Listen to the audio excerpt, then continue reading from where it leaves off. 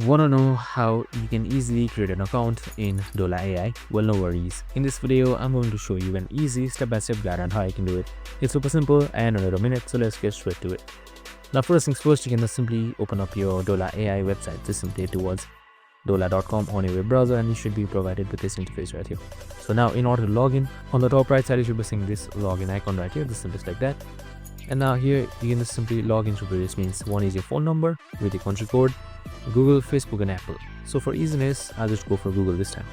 So your Google account will open up, and you can just simply sign in by selecting your account, and you should be good to go. And that's it, super simple and easy. Now you need to also confirm your ease in order to carry on to Dola AI, and once the verification is done, you should be good to go. And this is how you create an account in Dola AI. I hope this video helped. If it did, make sure to like, subscribe, and tune in with us for more of these videos. See you in the next one.